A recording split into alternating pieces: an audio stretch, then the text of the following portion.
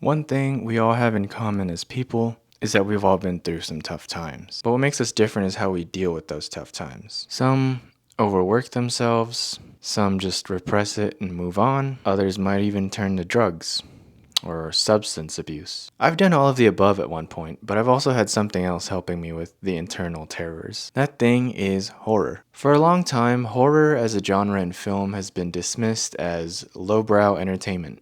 Often thought of as catering to the masses and prioritizing shock value for cheap thrills over deeper artistic expression. And sure, there's a lot of films that would support that claim. But there's also a bunch of other films that would support the claim for the genre being genuine art, which it is, but that's a topic for another video. I'm here to talk about how it can be effective as a tool for coping with stress and trauma. Watching horror lets you experience fear and anxiety in a controlled environment without any real danger, except maybe for the danger of losing your voice or shitting yourself. I've always been really drawn to the mystique of the horror genre, which is probably why one of my favorite subgenres is cosmic horror. So this attraction was what got my foot in the door, even though when I was a kid, I was scared as fuck. If you watch horror movies with me now, you'd probably have a hard time believing that I used to be the one always covering my eyes. I'd always watch horror movies with my cousins when I was little, but I would just close my eyes when things got too intense. I was too intrigued to not watch horror movies, but I was too scared to get the full experience. You get drawn in with like this intrigue and heart-racing entertainment, but you're often left being able to confront things within yourself that you didn't even know about. If you played fighting games, it's like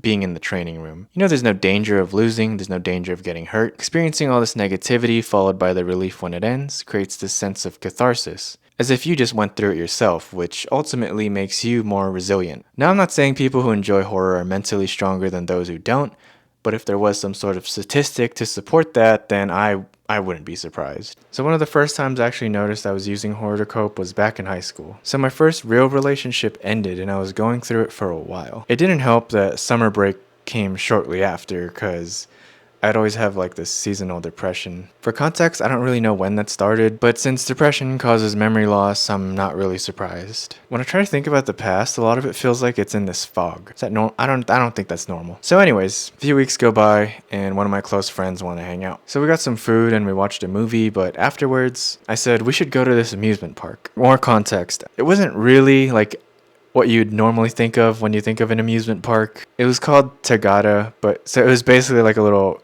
parking lot with a couple rides. Yeah, Guam was small, so I wanted to go on one of those pirate ship rides. You know, the ones that kind of swing back and forth like a pendulum. And just letting you know, I hate these rides. I hate them almost as much as the rides that kind of just go up and then drop you straight down. And you know, just because I wanted to go on that ride for some reason, the way I felt about those kind of rides in general didn't change at all. I still hated it when we were riding it. I did notice something else too. The feelings of sadness were gone. They were replaced with the immediate fear in front of me. I couldn't focus on being in my feelings because I was too caught up trying not to fly off the fucking ship. I just want to say the security straps were not secure. So I actually had genuine concern. It's almost like the ship itself was this metaphor for like the feelings of ups and downs. Oh, brother! When the ride ended, I was actually feeling pretty relieved. And it's not just because the danger was gone, because it felt like there was this relief from the heaviness in my heart. So from there, I kind of felt like there was something special starting, special coping mechanism that is. So not long after that, I watched The Conjuring by myself. And this was really new for me, because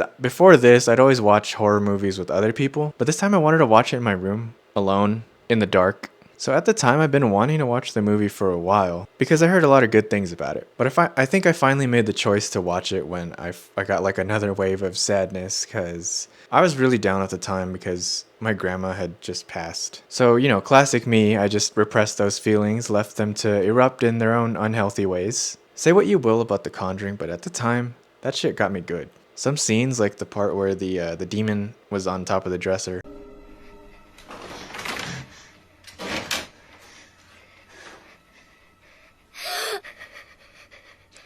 Oh, brother, this guy stinks! It really stuck with me more than the scenes in the trailer. So I think I was trying to replace the current negative memories in my head with new ones. Memories that I would have some control over and some form of relief. So horror was one of the main ways I would cope with the horrors of life. But another thing I also had was creating.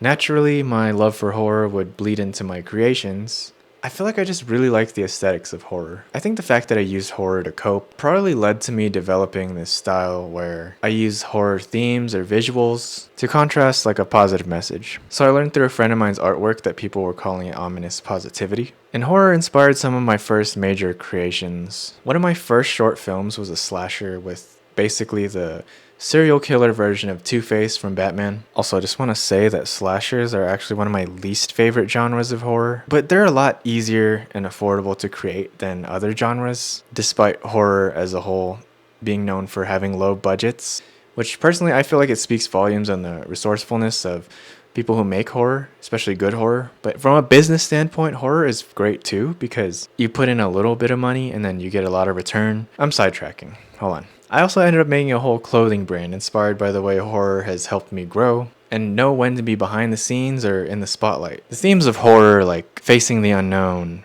battling inner demons and real demons, and embracing the dark, these are just things that resonated with me on a deep level. So I like to describe myself as a realistic optimist. So what I mean by that is I hope for the best, I'm aware of the worst, and I acknowledge that there will be negatives no matter what. Horror just feels like a great reminder that to navigate this existence, you need to come to terms with both and be ready to face them. One of my main goals is for my creations, whether they're films, clothing, or any other medium, is to have it speak to others who have been through similar experiences, maybe help them get through something, and hopefully get them to love horror too. So thanks for watching.